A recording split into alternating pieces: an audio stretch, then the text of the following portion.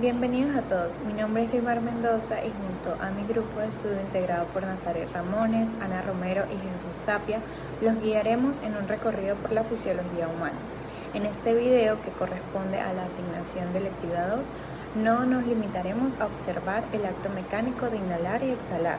Vamos a desglosar el proceso completo desde el impulso nervioso que dispara la primera inspiración hasta el preciso instante en que el oxígeno penetra en la mitocondria para transformarse en energía química. Además, aclararemos un concepto que suele causar confusión en los exámenes: la diferencia crítica entre el proceso físico de la ventilación y el proceso bioquímico de la respiración. Para iniciar, es fundamental que despejemos una confusión terminológica muy común: usar respiración y ventilación como si fueran lo mismo. En fisiología son procesos distintos, aunque interdependientes. Cuando hablamos de ventilación pulmonar, nos referimos estrictamente al fenómeno mecánico y físico. Es el flujo de aire entre la atmósfera y los alvéolos. Aquí lo que ocurre es un juego de presiones. Gracias a la contracción del diafragma y los músculos intercostales, modificamos el volumen de la caja torácica. Al aumentar ese volumen, la presión intrapulmonar cae por debajo de la presión atmosférica y el aire entra por gradiente. Es en esencia una fase de entrada y salida, de inspiración y expiración. Sin embargo, la respiración es un concepto mucho más sistémico y abarcativo. No se queda en el intercambio de aire. La respiración incluye desde la hematosis, que es ese paso del oxígeno a través de la membrana alveolo capilar, hasta el transporte de gases por el torrente sanguíneo unidos a la hemoglobina. Pero el punto crítico está en la respiración celular. El destino final de todo este proceso es la mitocondria. Allí el oxígeno actúa como el aceptor final de electrones en la cadena respiratoria para que podamos sintetizar ATP. Por lo tanto, mientras que la ventilación es el proceso biofísico de mover masas de aire, la respiración es el proceso bioquímico integral que permite que nuestras células obtengan energía para funcionar. Sin ventilación no hay sustrato, pero sin respiración celular simplemente no hay vida. Centro respiratorio y el impulso nervioso. Todo comienza en el cerebro, específicamente en el centro respiratorio, en el tronco encefálico. Este centro se compone de grupos neuronales. El primer grupo neuronal que encontramos es el grupo respiratorio dorsal, el cual se encuentra ubicado en el bulbo raquídeo. Este es el principal generador del ritmo respiratorio básico. De igual manera, este grupo genera impulsos nerviosos rítmicos que viajan a través del nervio frénico hacia el diafragma y los nervios intercostales hacia los músculos intercostales. También tenemos el grupo respiratorio ventral y el centro neumotorácico, que están ubicados en la protuberancia. Estos son los encargados de la frecuencia y de la profundidad de la respiración. Estos centros corresponden a niveles de dióxido de carbono.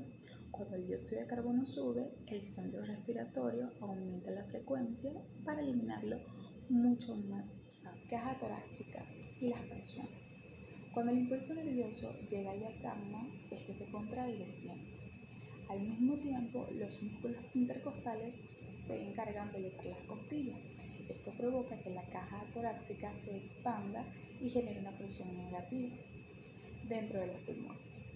Esta caída de presión, según la ley de Broglie, hace que el aire fluya desde el exterior a donde la presión es mayor hacia el interior de los pulmones, donde la presión es menor.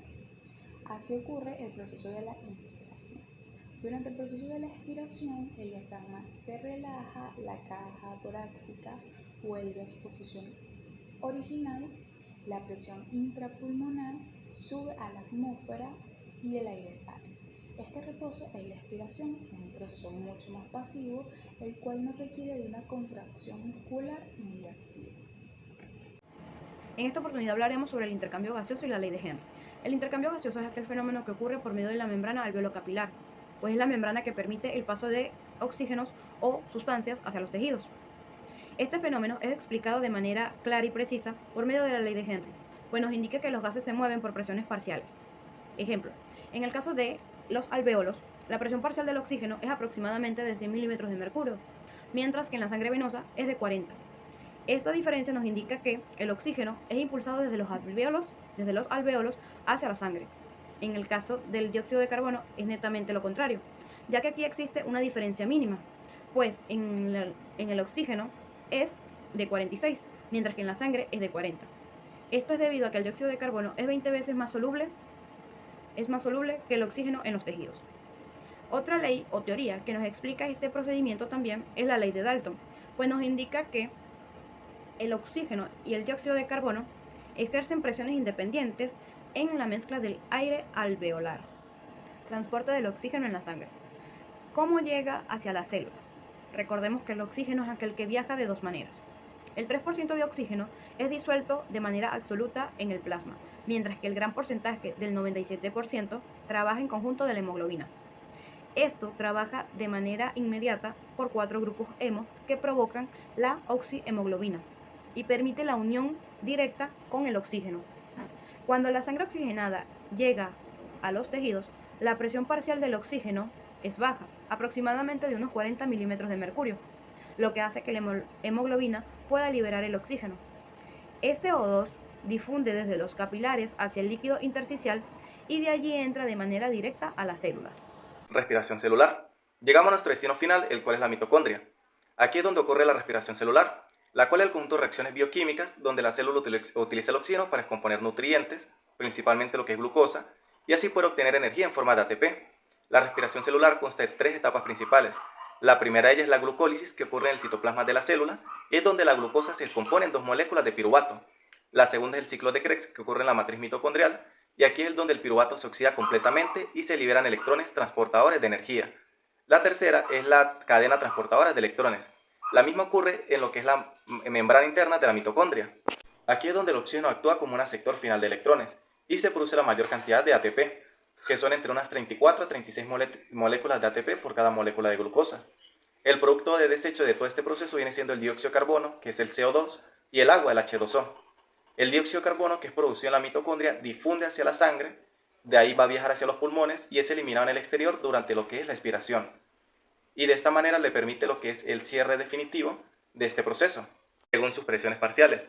Y la ley de Dalton, que nos explica que las presiones parciales en las mezclas gaseosas.